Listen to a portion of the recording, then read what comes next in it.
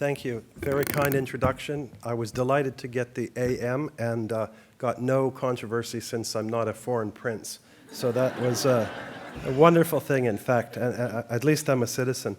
Now, what I want to do this afternoon is take you through a journey that I've been focusing my thinking on with colleagues relatively recently. But the story has kind of a long beginning. And so I want to take you through the journey. And you'll be very familiar, depending on your background, with different elements. So what I want to do today is begin to think about changing our focus on how we understand offending, how we assess offenders, and how ultimately we intervene with and manage offenders. And this also has implications for policy, which I'll touch on as we go, given the diverse nature of the audience.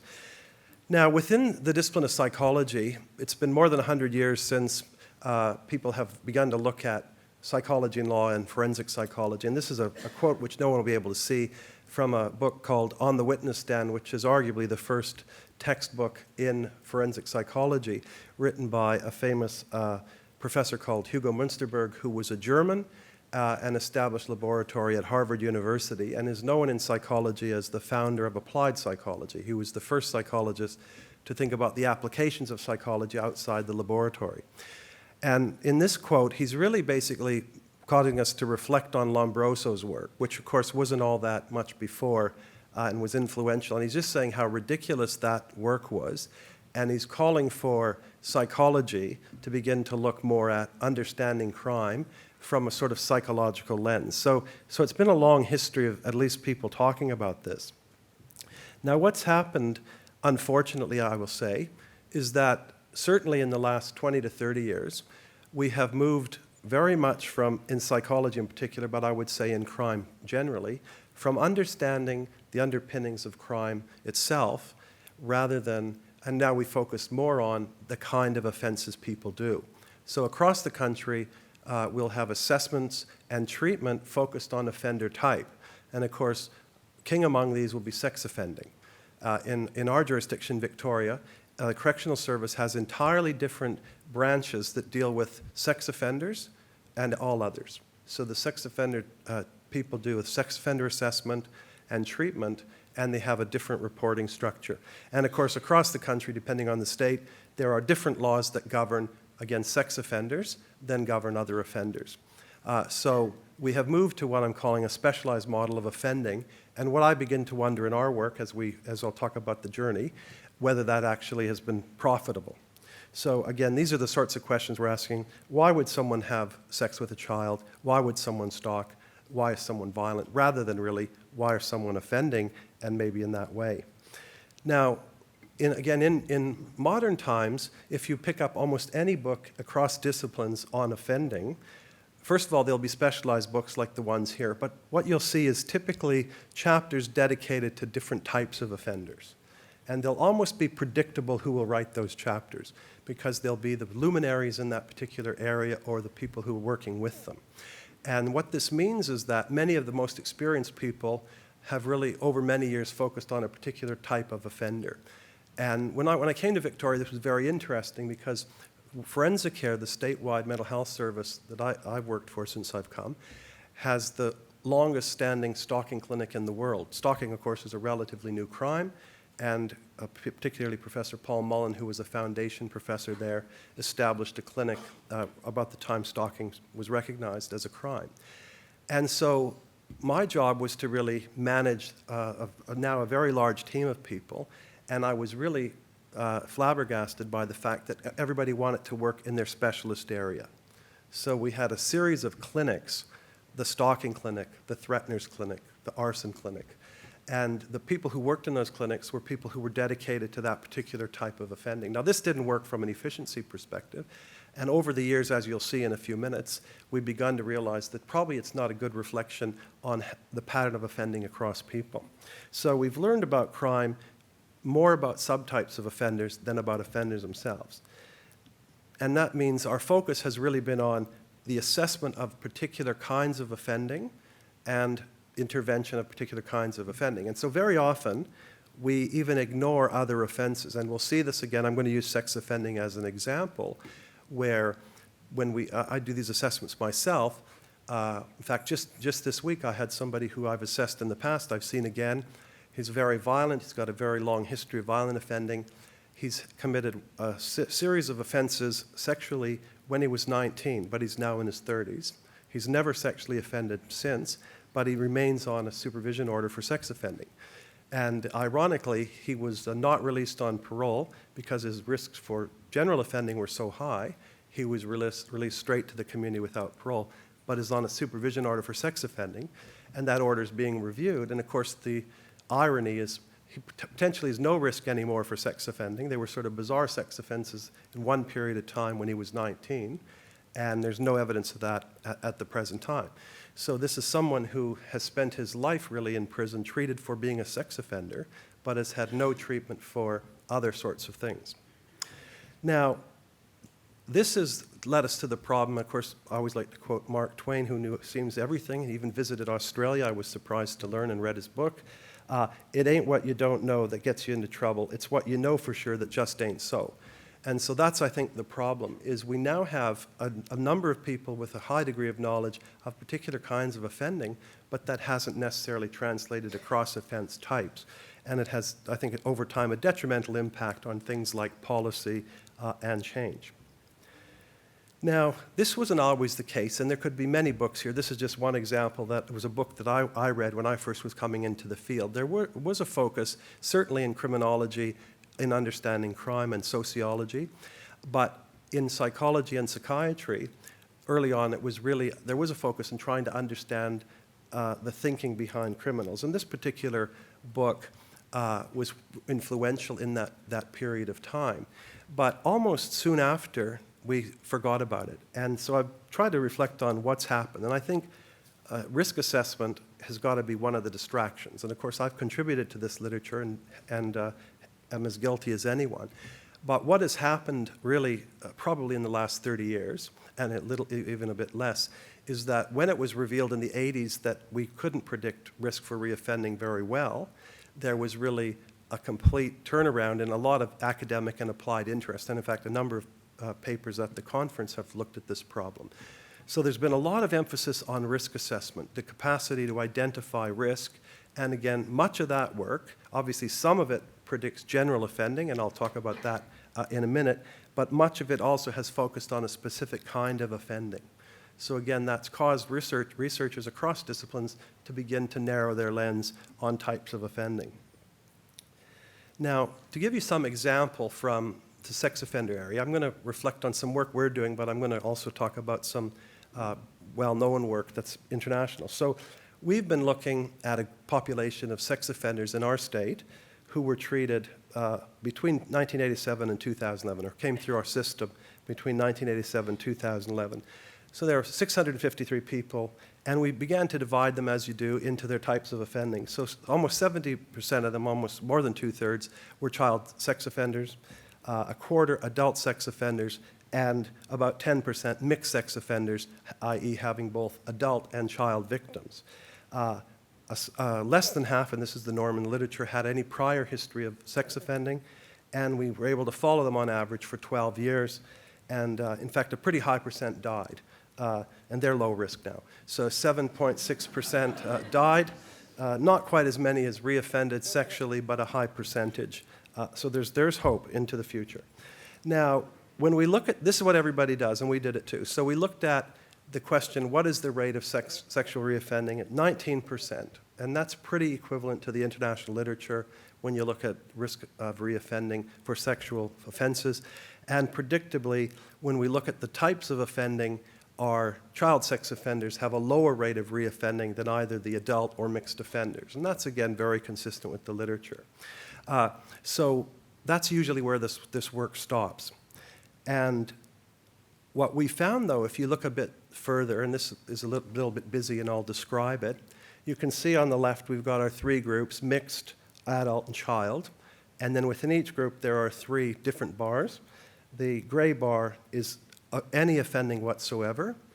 The orange bar is violent non-sexual offending. And the blue are the sexual reoffenses. And so you can see that across the groups, the sexual offenses are either the lowest rate of reoffending or closely followed by violent offending. Now, what happens, though, is most of the work has actually focused on the sexual reoffending itself, and this has, the researchers and clinicians have used this to make arguments that, well, sexual offenders have relatively low rates of reoffending. Absolutely true if we're looking at sex offending. But the broader issue is really around their general offending and, of course, violent offending. And it is the case that I think public care a lot about sex offending, we know that, but I think we equally need to worry about broader offending. Now, the evidence beyond that we've been able to show, and this is really comes by happenstance, is in another fairly busy table. So in the work that we do, and now we've combined these clinics into what we call a problem behavior program. So we provide a community-based program for high-risk offenders, or people with offense histories, or people who are at high risk for offending. Most of our clients are criminal justice, and they're managed by community corrections while they come to us. The next highest are people from the mental health sector, and we have then smaller groups of people right down to people who are self-referred to the clinic. You do not have to be referred by an agency. What we've done in our different research, and again, each of these research findings have been done by different streams, so we're just putting it together. We've looked at, again, stalkers have been one of the groups because that's one of the foundation areas. A lot of work on fire setters we've undertaken primarily since the 2009 Black Saturday bushfires. So we now have every fire setter, everybody convicted of arson or arson-related offense over a decade in Victoria. The sex offender sample I just touched on, and a sample of people with histories of violent offending.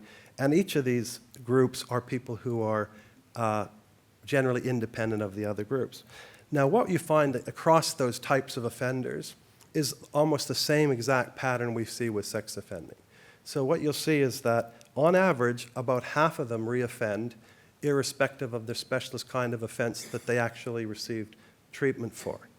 The violent offending varies quite a bit. It's lowest among the stalkers.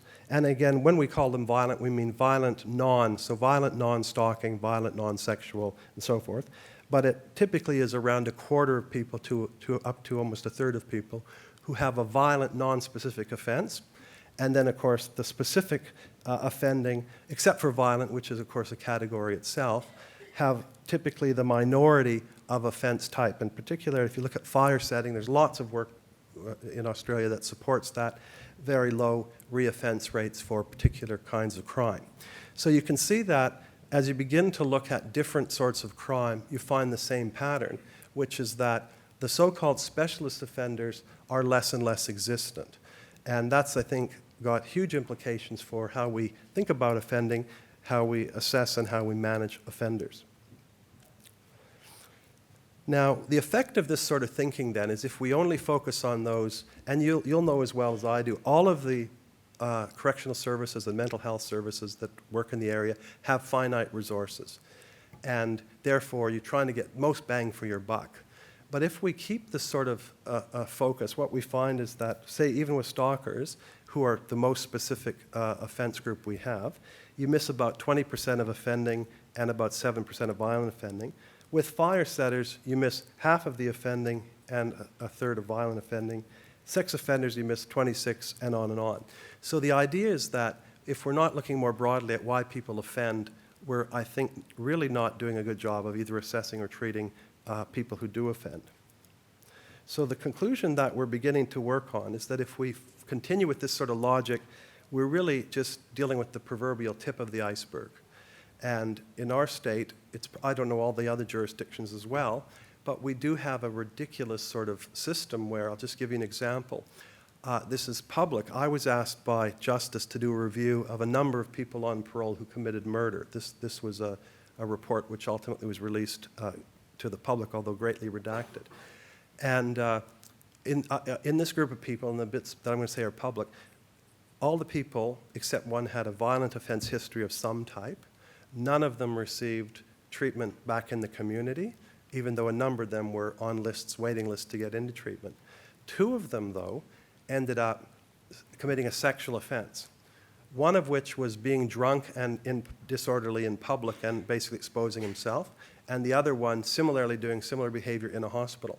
Now, although neither of those two guys had any history of sexual offending, and they had no, again, assessment or treatment for violent offending in community, both were seen by the sex offender service as soon as it was flagged that they were sex offenders or sexually offending. So meanwhile, they all went on to commit homicide. None of the homicides were related to sexual violence. So you can see that we have a system which potentially is gone to the point of beyond ridiculous. Now, how do we move forward, or how do we begin to reshape our thinking? And I think for a lot of you, you're probably thinking, well, this is not rocket science. This is probably sensible. People I talk to have vastly different views of this. Colleagues who I respect and have worked with for a long time, some of them think it's lunacy, and the implications are unfathomable. And some of them think it's just, common sense. Well, this will seem simple, but I think that we have to change the question we ask. So we have to move away from the second question, which is why do people commit particular offenses, and start with the first question, which is why do people offend? And the good news is in criminology, in psychology, and other disciplines, we have quite a lot of understanding of the general principles that underpin offending. We have probably, ironically, less understanding of the second question, which is why do people commit particular kinds of offenses. And if we had more time and you dig more deeply into some of what I said, what you do find, ironically, is that even with sex offender risk assessment, even things like the static 99, which people will know is the actuarial tool, one of the tools used for sex offender risk assessment, it really measures two things. It measures general antisociality through a number of proxy measures, such as whether you have non-sexual violent offending, how many prior sentences you have, and it also measures sexual deviance. Again, proxies through sexual deviance, what victims you've had if you've been in an intimate relationship with someone for more than 2 years. So ironically, even in those specialist assessments, we are tapping into some of the general criminality / antisociality. Now, again, as I said, we know a lot about this. So all of you, irrespective of your background, will have probably a decent understanding of the social learning theory movement, which has influenced social sciences broadly. And we know that you have to look at the individual differences. And this has been, in my career, interesting because I've always been interested in crime. And we went to a university with a very good school of criminology, Simon Fraser University in Canada. And they hated me at the beginning. I wasn't in criminology. They wouldn't touch me. But over time, they welcomed me because there began to be a different view that, maybe we should look at individual differences because, of course, most of the people following on from the 60s had very much a social belief of the development of crime. And that's, of course, important, but it's not the whole story. So you do look at the characteristics of the individual.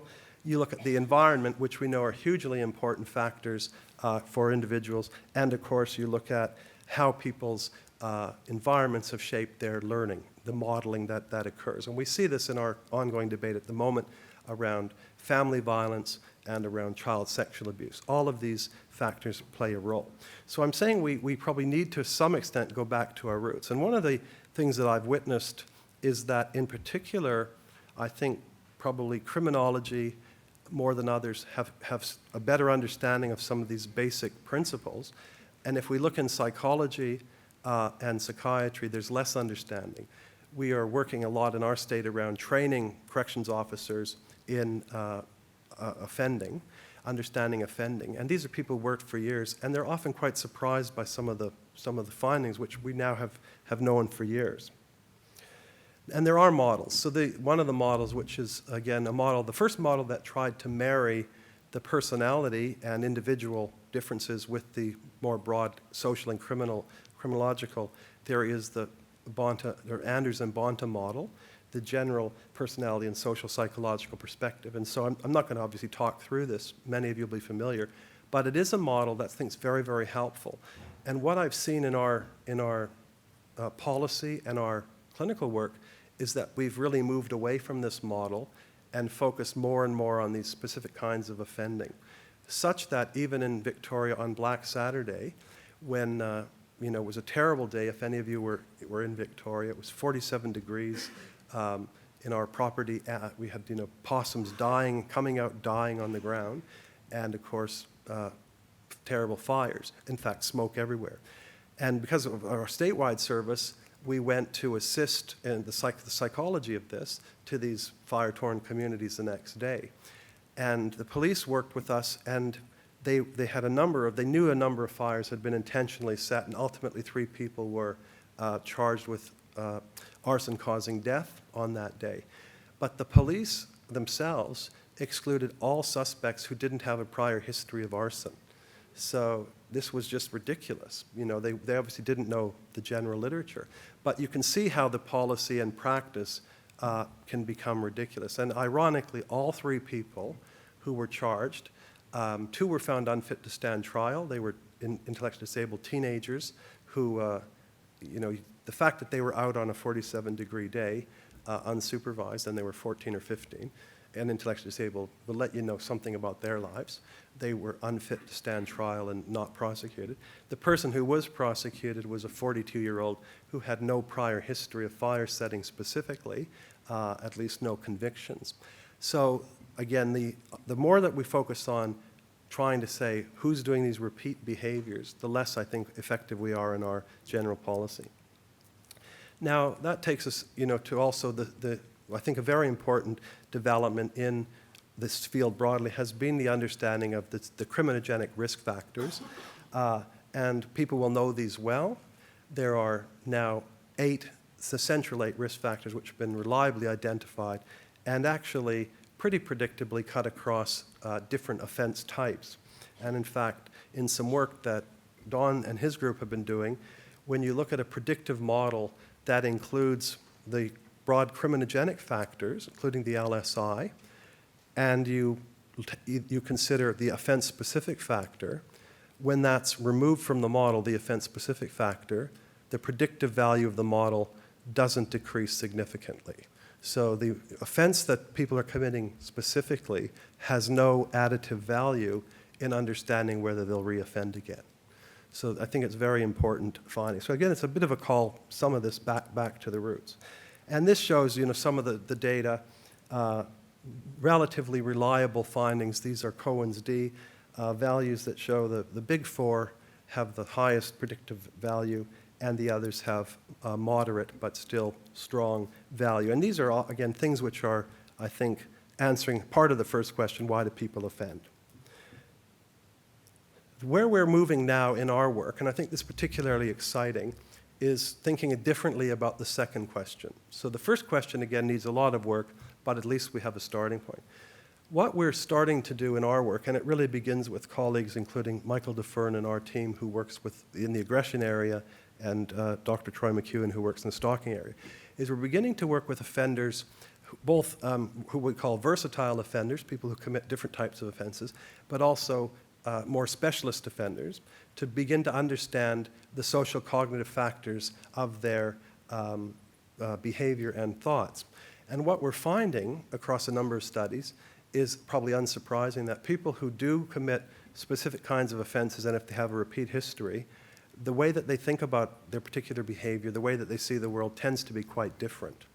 But what's very, very important in that work is that those differences still account for a small amount of variance in the predictive ability of determining if they'll reoffend. So just to give you one example in an area we're now working in, which is the family violence area. We've got ongoing work in this area. I've worked in that area for quite a long time. You'll know from the media, particularly with the current lobby around violence against women, that rigid beliefs about masculinity or roles has some predictive capacity in predicting likelihood of being a domestic assaulter, particularly a male who assaults a female. Now that is true, but when you look at the research in detail, you find that carries very small amount of the variance. And of course, in the most modern literature, it doesn't explain a lot of family violence, including violence within lesbian relationships and gay relationships.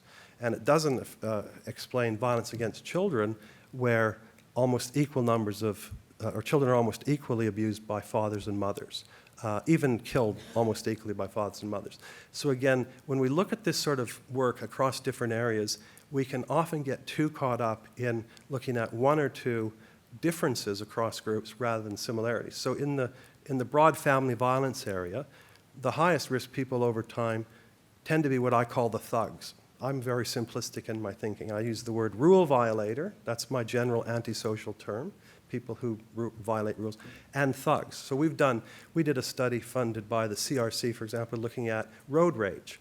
We looked at every case in Victoria where someone had committed a violent crime in the context of a road incident, and then we looked at a control group who were doing violent crimes that were not in road incidents, and we compared them, and of course, there were essentially no differences.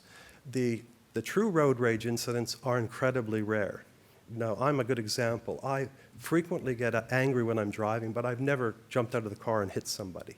And when we look at who jumps out of the car and hits somebody, it's the thugs.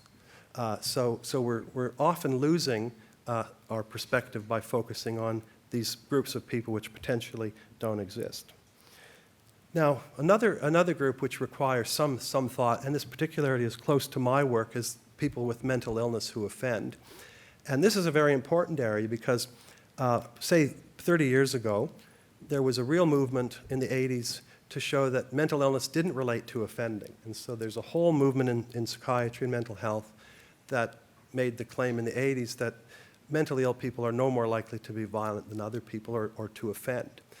Now, unfortunately, as work has gone on around the world, all of the current studies, except the United States, there's still some differences, they've actually found that when you look at people with mental illness, it is the case that the vast majority aren't violent and don't offend.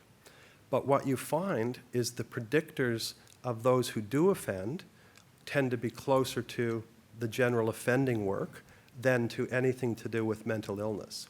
So when you look at particular symptoms of mental illness, for example, they tend to be much less important for the vast majority of people in determining whether they'll offend as compared to, say, their broad criminogenic factors. Now, this work, there's been lots of work for a long time on this. So this comes from a meta-analysis done, in fact, originally done in the 1990s and now repeated 2013 by Bonta, who just retired, incidentally, if you know him. He just retired after a life of service in the Canadian prison system. He's probably sailing somewhere as we speak, more likely working on something. This is what people do when they retire. Now, what happened is he's now looked at, in the most recent meta-analysis, all the studies he could find really between 1959 and 2011 where they looked at mental illness or populations of people with mental illness and offending. And what they found is the diagnosis, again, and symptoms have very small relationships in understanding offending or violence. And the central 8 factors are, of course, robustly related. Now, this is hugely important. Again, I work in the forensic mental health system, and I can tell you, even though we try to teach this, probably 80% of people wouldn't know this. They would think that their job is to treat mental illness and that'll reduce people's offending. So across the systems, including in New South Wales, forensic mental health services still do not provide much in the way of offender treatment. They really are focusing on stabilizing mental health. In fact, ironically, some of our most recent research in Victoria, we've been following a cohort of offenders through the prison system, and what we found is that, ironically and counterintuitively, if you have a mental illness, the people who are most unwell are the ones least likely to go through the treatment programs. So their mental health may or may not be treated in the prison, but all the other factors are really not being addressed. So not only are you potentially not addressing mental health problems, but you're not addressing the broader criminogenic problems. So again, the same principles apply, like I'm saying, across different types of offending, as seem to apply across people with what we call responsivity issues, such as mental illness, and you would find the same in intellectual disability. So the intellectual disability literature parallels this literature that shows that, again, the vast majority of people with intellectual disability do not offend. If you look at the ones that do offend, usually it's these broad criminogenic factors that are accounting for the variance in their offense, not their not factors specifically related to intellectual disability. Okay. So you can see that this, I think, has implications across the different work that people do. Now, what I want to do is I want to talk a bit about what we're thinking about and where we're moving towards the future. So I think the first thing is the implications. We need to probably return to a bit of our basic understanding of theory. And it's a thing everybody hates. People hate theory. Anybody who teaches at a university knows when you talk about theory, people hate it. In fact, we take that word out now. We run a lot of courses. We don't call it theory. You know, we talk about background, underpinnings, foundation, these things. Because if you say theory, people just blank out. But of course, the theory is our most important thing because it drives everything we do. So if I return to the two examples I've spoken about, the sex offending and the mental illness, you can see that our understanding of why people sexually offend or why mentally ill people offend underpins everything we do. So again, I had a very nice career in all of the 1990s, getting a lot of money from correction services in Canada, developing mental health services, because I told them, and then I left the country, I told them that if we got money and we developed mental health services, which we did, when I started we had 0 mental health clinics within the prisons. When I left, every intake prison had an entire mental health team, and there was a medium secure facility. I said, if we treat mental illness, we'll reduce offending. I believed it. It didn't work. Obviously, you need mental health. It doesn't matter if they reduce offending or not. But in and of itself, the work shows that that hasn't reduced offending. So one of the implications then is we have to return to theory. So what is it about people generally that leads to offending?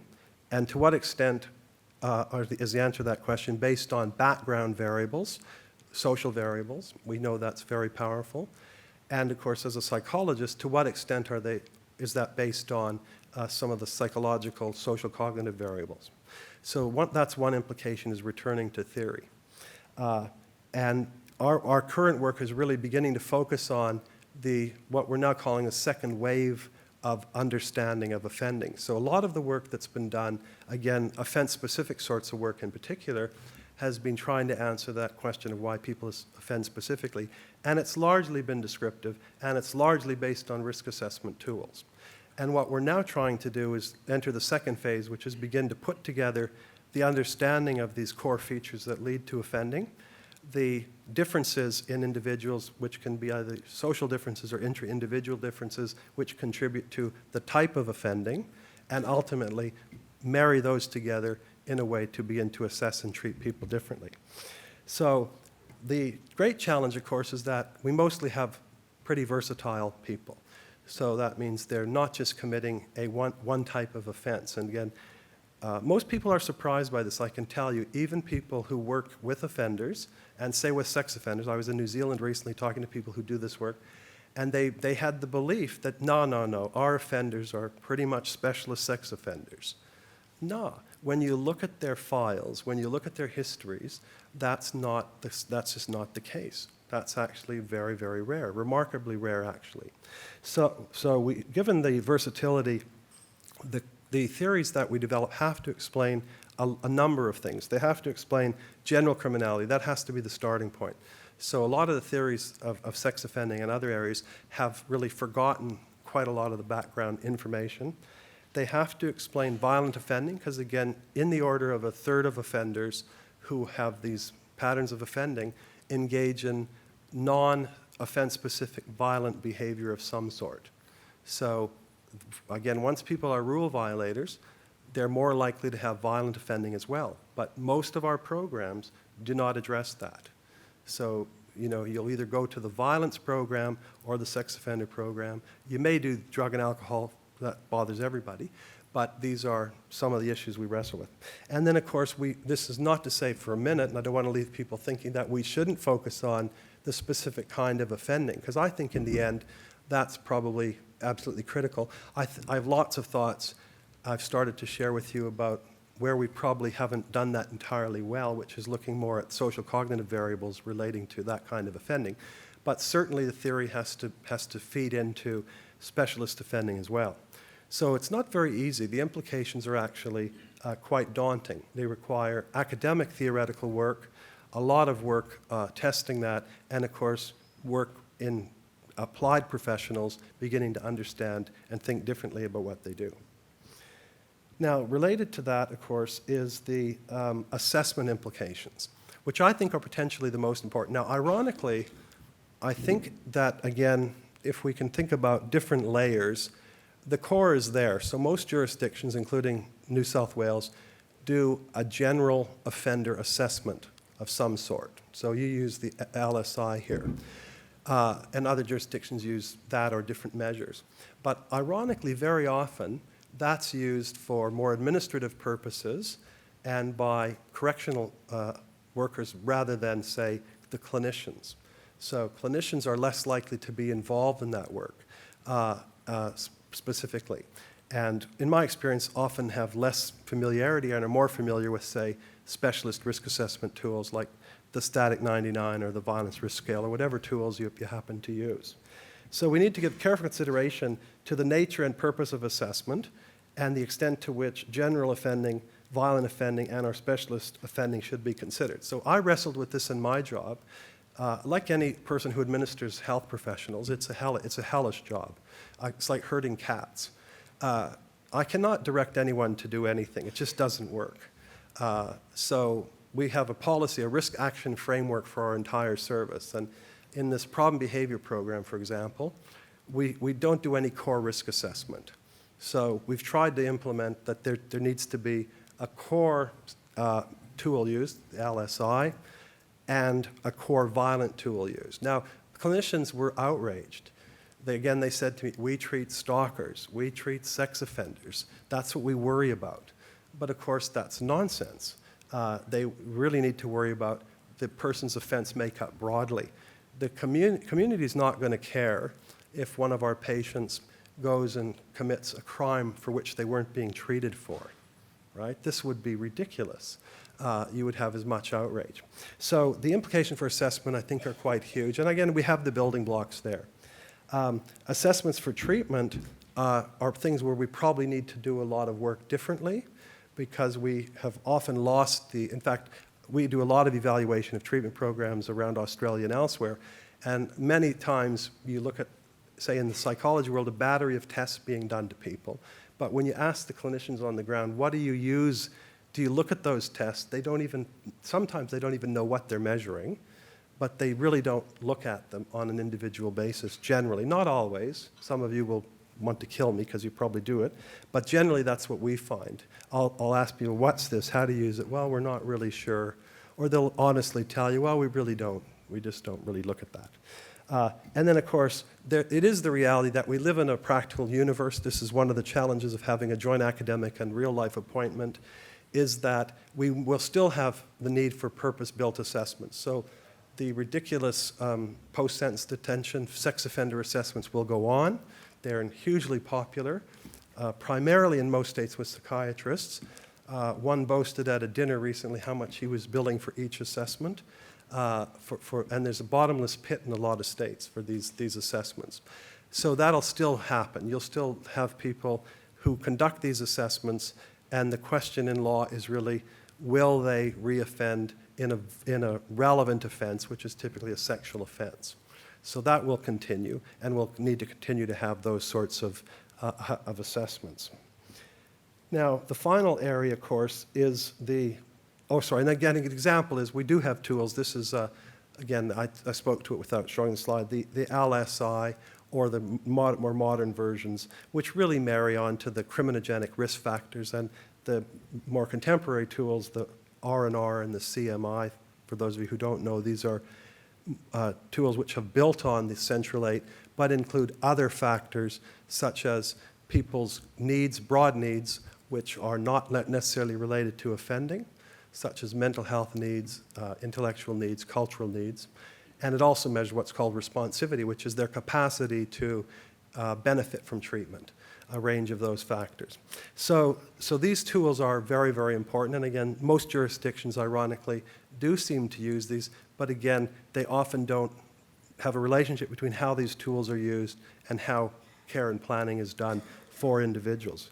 And including through community corrections, again, the work overseas has really moved from criminogenic, because it's well accepted, to how do you now do community management. And again, Bonta, some of his most recent work has shown the same thing. If you look at community corrections officers and you look at what they've done, and it would be a lovely study to do, is they actually, with the permission of people, audio taped their interviews with offenders when the offenders came in to be supervised. And then they looked at the content of those discussions and how much of the content focused on the putative criminogenic needs of the person and some work to remediate it. And of course, what they found, not surprisingly, is a small percentage. It mostly was, you know, what did you do on the weekend, but also gripes that the individual had, immediate crises that needed to be put out. So this has huge implications across the system. And even though the tools are sometimes used, they're not used in the way that they can be. Now, finally, of course, probably the most important is intervention, and I should add prevention. And again, going back to the need for theory, interventions need to be reformulated to ensure that the broad criminogenic needs are met for everyone. So that needs to be a hallmark of all programs. Not just jumping to, you know, empathy for your victims if you're sex offenders and your chain for committing a sex offense. This is what we do. How many do this treatment anyway? Just wondering, how many of you, don't be shy for heaven's sake. Some of you have to. No one here treats offenders? Be proud. Put your hands up. So you do it, right? Offense chain analysis. I know you do that. That's what we're taught to do. But we don't often go back to the fundamental underpinnings of these broad criminogenic factors. And of course, that means if you're a clinician, it's not all clinical. A lot of it is broad social work, social welfare work that's required. Very important work. Again, focusing just on offense type treatment is obviously necessary, and I don't want to dispute that, but it's not sufficient for meeting the broader needs of the offenders and for society, maximizing treatment efficacy, and for the offender and society, reducing the likelihood of reoffending. And then finally, limiting treatment to one problem area is problematic because the majority of offenders are versatile. And I'll give you one final example. I love the war stories. This is a young man, Aboriginal, terribly disadvantaged, who committed, when he was a teenager, a shocking sex offense. He went into someone's house in the night. A mother of 4 was sleeping. Her partner was not there. And he raped her. And the children even came, and he threatened to kill the children. Well, he then gets out, goes to youth detention, gets out, and he's apprehended, time to going through a window of a house, and this time the woman reports that he's exposing himself and masturbating, but basically, for whatever reason, she screams and does something, and he runs away. Now, he is a good lawyer, naturally, and he pleads guilty to the robbery, entering the house. And then on interview, he openly says, I was on the computer, I was horny, and I went looking for sex. But he's just spent 2 years in prison being treated for violent offending. Ironically, he's had no sex offender treatment because his index offense wasn't a sex offense. So you can see it's a bit silly. And I think probably these are extreme stories, but I think they are true stories. So just to put it all together then, what I believe is that we need to sort of, at one level, rethink the question, change the focus, and ultimately enhance what we're doing both in understanding why people offend generally, how we can assess and treat that, and then secondarily, but equally important, why people do commit specific kinds of offenses. So, thank you. Thank you. I'm happy to Good. I'm sure there are questions. Who's going to be first? I wish we had a stupid meter. You could register on a scale of 1 to 10. How stupid is this? Because again, I've had a lot of fun talking to people about this and getting very different responses from, yeah, that makes sense, all the way to, this is crazy. Or how would we do it is more common. But it'd be wonderful if there are questions. Well, I've got a question while the others get the courage to ask. I mean, I wouldn't have thought, if anybody read the criminological literature, there were any surprises in this. I mean, it's been studies looking at, for example, whether or not people tend to repeat the same offence or move on to a different offence. That literature is pretty much exhausted, and it's pretty clear that certainly the more you offend, the more variety of offending goes on. Do you think this really testifies to the disciplinary silos in which we're operating? I mean, had psychologists, and I can speak as one, I didn't fail psychology, but I hated it. Me too. But I mean, it really does seem to me surprising that this is a kind of discovery taking place now. I'm surprised too when I began to put it together, and I think there's a few answers. One is I think it is disciplinary differences. One of the great problems we have here and elsewhere is who we attract to the workforce. So even right from community corrections officers to anyone else, they have very little understanding of these things. For a while in Canada, it was a glory time because there was a terrible economy, and most prison officers actually got undergraduate degrees in joint psychology and criminology. So, true. I ran these programs and I worked in prisons, and you'd see all your former students would be the prison officers. So they really, and some were the prisoners. But they understood this to some extent. But so within, I think generally speaking, within the corrections community, this isn't well understood. I think parole boards, from experience, do not really get this. I can tell you, they don't buy into these principles. I think the disciplines, and certainly psychiatry and psychology we could speak for hours because forensic psychology has been decimated in Australia for a variety of reasons. But I know in my own we have 38 psychologists who work for our service, and it's very difficult getting people who have the training. And we're at least able to provide training, but most services struggle to have people with the kind of training. So in mental health, I think that's why it's even worse, because there are no forensic-specific programs in most of the mental health disciplines. So you get a whole army of, say, nurses, mental health nurses, who don't really understand anything but psychopathology. And psychology, you're getting people with either the 4-year undergrad or a specific area of psychology that's not particularly steep. So I think it's a surprise, because for any criminologist, this is bread and butter. But when you begin to move out, and I didn't mention the policy people, they're potentially the worst. Like you do try to talk to people. Just careful with my stuff. Well, I mean people who have the true influence, i.e. government people, ministers, senior advisors. Well, I spend a lot of my time educating.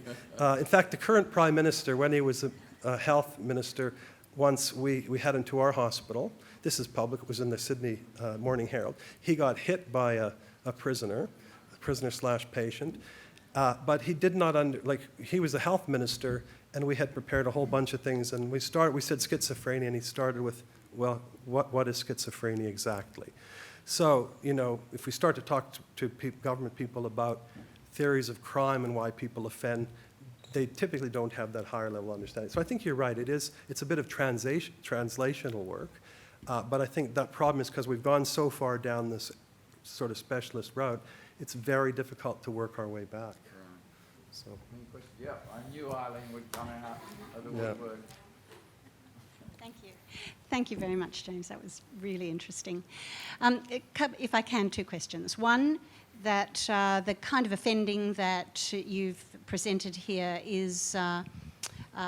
doesn't seem to include what we call white-collar offending. And I'd really like your comment on understanding that and other sorts of offending other than the kind of the street and violent and so on offending. And then the second question is, since you so wonderfully raised theory, I'd like your thoughts on where the broader structural, contextual, critical sort of criminological approach sits in all of this, which is class, race, and so on. Largely because we know perfectly well that most of the people in our prisons come from the most disadvantaged places, and if you're well off and middle class, then even if you have a number of the mental illness and so on, as you already mentioned, you're very unlikely to end up in Yeah. prison. Yeah. So those, if you wouldn't mind, those two good. questions. Simple questions, aren't they? Straightforward, easy to answer. To question one is, we do some work in white collar and particularly fraud. And what we find is, although they don't have the sort of broad criminogenic factors most people have, the fundamental difference is that rule violation. So we've finished a study with a colleague, many of you might know, David Curnow, who worked for prisons in a couple of states, where we looked at people convicted of fraud, and they stole between 100,000 and 22 million. And we looked at them psychologically, and that's what we did find, is that these tendencies towards rule violation were really what distinguished them from others, even if they didn't have the broad criminogenic factors. So that's, I think, very important. The answer to the second question is, this, I think, is the whole problem, is that as we focus on offense type, we forget about all the issues that contribute to offending, including our entire social system. Things no one ever wants to focus on. I mean, it's embarrassing in Australia, the Aboriginal situation. We incarcerate more Aboriginals per capita than blacks were ever incarcerated during apartheid South Africa. We incarcerate now. The only country that does worse is the Americans with the African Americans. But in the world, as far as I know, we're probably second or very close to first. But we don't talk about it. We don't do anything about it. We just look at outcome data. And I think that when you go back to the criminogenic factors, those social factors are very much part of that. And this is why I think as psychologists it's always frustrating, because often a lot of burden will be put on you run programs to change people, but we won't do anything differently. So the whole focus is on the inter-individual differences rather than those broad criminogenic differences. So that's a bit preachy, but that's the answer to these very complex questions. Yeah. No, yeah. I was really interested in the comment about the clinicians not using their tools, and Sorry, I couldn't quite hear that. I was interested in your comment about the clinicians not using their tools or applying their theory, and I wondered what your thoughts are about how you want to address, how that might be addressed. Yeah, I mean, I don't want to be overly critical, but I think it's the volume of people we put through programs. It's the time you have to evaluate and understand the individual. So we've done some outcome data which is not yet published on our problem behavior program. And again, we're blessed because we have most of our work's one-on-one. And we actually have 2/3 of people who come never reoffend again if they complete treatment. And these are all high-risk people who come to us for specialist treatment. And I think what's successful is it's very much an individual focus. So it's really understanding in the sea of variables, including criminogenic ones, what really matters for this person and how can they be addressed. So I think that, evaluating lots of treatment programs in prisons, and there's a paper at the conference about that, that's the problem, is very often it's, staff who may or may not have a lot of experience, but they certainly don't have much time, volume of people, and all the information you collect is very difficult to begin to distill and steer the treatment in a way that addresses those needs. So another big issue. So hopefully we're out of time because the questions are they're good, but gee, they're hard. Yeah, now Luke, one more. From a corrections official. I know him, yeah. I'll be very careful. I won't offend you any further than I might have already done. Thanks, Jim. And in fact, it's not offensive, and I think what you've been saying makes sense, and in fact, it reflects the direction we're moving in corrections in New South Wales, with the movement towards a single suite of programs. Yeah. However, we still do retain an interest in specialised programs, and just an observation about that is that when you look at evaluations, say, of our intensive sex offender treatment program, it produces outcomes that are positive for general offending, in addition to sex offending, quite significant reductions in general offending. We've found that with a lot of programs. So I think that says something for the breadth of what people are doing. The clinicians do take a broad view and assessment. But I think that's not my question. My question really is, you've spoken a lot about the who to treat and the what to treat, but the dilemma remains, how we actually go about doing that. And there's a few papers here today where people talk about the desistance sort of concept. Yeah. People mentioned Tony Ward in an earlier talk, the Good Lives model. What are your views about that? So on the one side, we're working on who the the focus of our treatment and how we actually, what needs to be addressed, but what about the approach to the treatment? Yeah. And what do you think about the emerging sort of discussions about desistance and the good lives model and the efficacy of that approach? Yeah, just really, again, another simple question. I mean, really quickly, I mean, I came from the School of Hard Knocks. I spent my first 2 years in a maximum secure prison in the middle of the prairies in Saskatoon, Saskatchewan, where we ran the world's best treatment program for psychopathy. I became interested later in academia, and I thought, well, we have that data. Let's analyze it. So I spent 2 years of my life developing and running the program, and we thought it was great. We even had a conference. We had people coming. And what do you think the evaluation data showed? It didn't help and potentially made people worse. Our lower psychopathy people did worse than they did in any other treatment program. That program still runs in a very different form, and Stephen Wong, who many people will know, was one of the people who worked with me on that. He retired from there after 27 years. So I think the problem with corrections rehabilitation is it's really the road to hell is paved with good intentions. And so I think you really have to have empirical support. And always surprised evaluating programs how few are really evaluated. And if you think about Good Lives, I think ironically more and more Good Lives is consistent with, in fact I present on these for our community corrections people, and they said, well, that's really responsivity. And I think it is. I think Good Lives is really the responsivity component of R&R. I don't think they're at all diametrically opposed models, but I have great concern that one would be done in the place of the other when one is no empirical support. There's still no empirical literature. There's just a wonderful chapter written about this after really more than a decade. So I think that's high risk for those of us charged with trying to make sure we're making a difference. So anyway, that's We'll let you off. got to be it. Thank yeah. you very Thanks very much. much. Thank you very much. Thank you.